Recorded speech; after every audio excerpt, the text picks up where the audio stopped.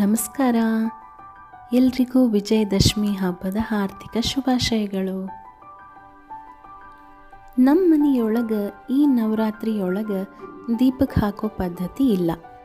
ನಮ್ಮ ಮನೆಯೊಳಗಿರೋದು ಬನಶಂಕರಿ, ಹಾಗಾಗಿ ನಾವು ಬನದ ಹುಣ್ಣಿಮೆ ಟೈಮ್ನೊಳಗೆ ನವರಾತ್ರಿ ದೀಪ ಹಾಕಿ ಹಬ್ಬ ಮಾಡ್ತೀವಿ. ಆದ್ರೆ ನನ್ನ ತವ್ರ ಮನೆಯೊಳಗೆ ನವರಾತ್ರಿ ಅದ. ಅಂಬಾಭವಾನಿ ಹೆಸರೊಳಗೆ 3 ದಿವಸ ನವರಾತ್ರಿ ದೀಪಕ್ಕೆ ಹಾಕಿ ಹಬ್ಬ ಮಾಡ್ತಾರೆ. ಹಾಗಾಗಿ ನಾವು ಪ್ರತಿ ವರ್ಷ ಅಲ್ಲೇ ಹೋಗ್ತೀವಿ. ಈ ವರ್ಷ ದಸರಾ ಸ್ವಲ್ಪ ಸ್ಪೆಷಲ್ ಆಗಿತ್ತು. ಯಾಕಂದ್ರೆ ನಮ್ಮ ವೇದೇಶ ದೇವ್ರ ಪೂಜಾ ಮಾಡಿದ್ದ.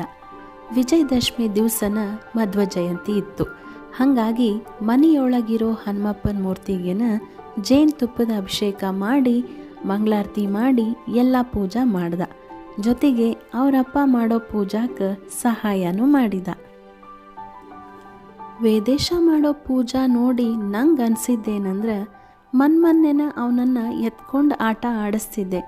ಅದಕ್ಕೂಸ ಈಗ ಇಷ್ಟು ದೊಡ್ಡವನಾಗಿ ದೇವ್ರ ಪೂಜಾ ಮಾಡುವಷ್ಟು ದೊಡ್ಡವನಾದ್ನಲ್ಲ ಅಂತ ನಂಬಲಿಕ್ಕೆ ಆಗೋದಿಲ್ಲ. ಆದ್ರೇನು ದಿನ ಎಷ್ಟು ಜಲ್ದಿ ಹೋಗ್ತಾವ. ಮಕ್ಕಳು ನೋಡುದ್ರಾಗ ಬೆಳೆದು ಬಿಡ್ತಾರೆ. ಒಟ್ಟಿನೊಳಗೆ ಅವನನ್ನು ನೋಡಿ ಎಲ್ಲರಿಗೂ ಖುಷಿ ಆಯಿತು. ಅಜ್ಜ ಅಪ್ಪನ ಹಂಗೆ ಎಲ್ಲ ಮನೆ ಪದ್ಧತಿಗಳನ್ನು ಮುಂದುವರಿಸ್ಕೊಂಡು ಹೋಗ್ತಾನಲ್ಲ ಅನ್ನೋ ನಂಬಿಕೆ. ಇದಕ್ಕಿಂತ ಹೆಚ್ಚಿಂದೇನು ಬೇಕು ತಂದೆ ತಾಯಿಗೆ. ಇನ್ನು ನಮ್ಮ ತವ್ರ ಮನೆಯೊಳಗೆ ಅಂಬಾಭವಾನಿ ಕುಲದೇವಿ. ಹಾಗಾಗಿ ನವರಾತ್ರಿಯೊಳಗೆ ಜೋಗ ಬೇಡೋ ಪದ್ಧತಿ ಅಂತ ಮಾಡ್ತಾರೆ. ಮೊದಲು ನಮ್ಮಮ್ಮ ಅದನ್ನು ಮಾಡ್ಕೊಂಡು ಹೋಗ್ತಿದ್ರು. ಆದರೆ ಈಗ ಆಗೋದಿಲ್ಲ. ಆ ಪದ್ಧತಿಗಳನ್ನು ನಮ್ಮ ವೈನಿ ಮಾಡ್ಕೊಂಡು ಹೊಂಟಾರ.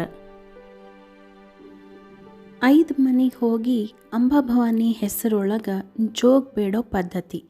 ಆದರೆ ಸಿಟಿ ಒಳಗೆ ಅದೆಲ್ಲ ಆಗೋದಿಲ್ಲ. ಹಾಗಾಗಿ ಮನೆಯೊಳಗನ 5 ಸಲ ಅಂಬಾಭವಾನಿ ಹೆಸರು ಹೇಳಿ ಜೋಗ ಹಾಕಿಸ್ಕೋತಾರೆ. ಆಮೇಲೆ ಶಾಂಭವಿ ಮತ್ತು ವಾರಿದಿ ಇಬ್ಬರಿಗೂ ಕುಮಾರಿಕಾ ಮುತ್ತೈದೆ ಅಂತ ಪೂಜಾ ಮಾಡಿ ಉಡಿ ತುಂಬಿದರು. ಮತ್ತು ಈ ಕಡೆ ಅಪ್ಪ ಮಗ ಇಬ್ಬರು ಕೂಡ ಇಡ್ಲಿ ಒಲೆ ಮೇಲೆ ದೇವ್ರ ನೈವೇದ್ಯಕ್ಕೆ ಅನ್ನ ಪಾಯಸ ತವ್ವಿ ಮತ್ತು ಅಂಬಾಭವಾನಿಗೆ ಹೂರ್ಣದಾರ್ತಿ ಆಗಬೇಕು. ಅದನ್ನೆಲ್ಲ ರೆಡಿ ಮಾಡಿಕೊಂಡ್ರು. ಮತ್ತು ಉಳ್ದದ ಅಡ್ಗಿನ ನಮ್ಮ ವೈನಿ ಮಾಡಿದರು. ದಸರಾ ಸ್ಪೆಷಲ್ ಏನಂದ್ರೆ ಚಿರೋಟಿ, ಜಾಮೂನು, ಹೂರ್ಣದ ಕಡುಬು, ಚಕ್ಲಿ, ಸೇವು ಹಿಂಗೆ ವೆರೈಟಿ ಅಡ್ಗಿನ ಮಾಡಿದ್ರು. ನಮಗಂತೂ 3 ದಿವಸ ಮಸ್ತ್ ವೆರೈಟಿ ಊಟ ತವ್ರ ಮನೆ ಒಳಗೆ. ಪೂಜಾ ನೈವೇದ್ಯ ಎಲ್ಲ ಆದಮೇಲೆ ದೇವ್ರಿಗೆ ಆರತಿ ಮಾಡಿದರು. ಆಮೇಲೆ ಅಂಬಾಭವಾನಿಗೂ ಆರತಿ ಮಾಡಿದರು. ನಮ್ಮ ಮನೆ ಒಳಗೆ ಸ್ಪೆಷಲ್ ಏನಂದ್ರೆ ಹುಡುಗರಿಂದ ಹಿಡ್ಕೊಂಡು ದೊಡ್ಡೋರ್ವರೆಗೂ ಎಲ್ಲರೂ ಕೂಡ ಅಂಬಾಭವಾನಿ ಆರತಿ ಹಾಡನ್ನು ಹಾಡ್ತೀವಿ. ದೇವ್ರದ್ದೆಲ್ಲ ಆರತಿ ಆದಮೇಲೆ ನಮಗೂ ಎಲ್ಲ ಆರತಿ ಮಾಡಿದರು. ಆರತಿ ಎಲ್ಲ ಆದಮೇಲೆ ಮಸ್ತ್ ಬಾಳಿಯಲ್ಲಿ ಊಟ, ಆಮೇಲೆ ಸ್ವಲ್ಪ ರೆಸ್ಟ್. ಸಂಜೆ ಮುಂದೆ ಮತ್ತು ಮಂಗಳಾರತಿ ಮತ್ತು ದೀಪ ವಿಸರ್ಜನೆ ಪೂಜಾ ಎಲ್ಲ ಆದಮೇಲೆ ಒಬ್ರಿಗೊಬ್ಬರು ಬನ್ನಿ ತೊಗೊಂಡು ಬಂದ್ವಿ. ಬನ್ನಿ ತೊಗೊಂಡು ಬಂಗಾರದಂಗೆ ಇರೋಣ ಅಂತ ಹೇಳಿ ನಮ್ಮ ಮನೆಗೆ ನಾವು ಬಂದ್ವಿ. ಸಂಜೆ ಮುಂದೆ ವೆಂಕಟರಮಣನ ಗುಡಿಗೆ ಹೋಗೋ ಪದ್ಧತಿ. ಹಾಗಾಗಿ ಎಲ್ಲರೂ ಕೂಡ ವೆಂಕಟರಮಣನ ಗುಡಿಗೆ ಹೋಗಿ ಬಂದ್ವಿ. ಗುಡಿಯಿಂದ ಬಂದ ಮೇಲೆ ನಮ್ಮ ಬಾಜುಕಿನ ಮನೆಯೊಳಗೆ ದಸರಾ ಗೊಂಬೆ ಕೂಡಿಸಿದ್ರು.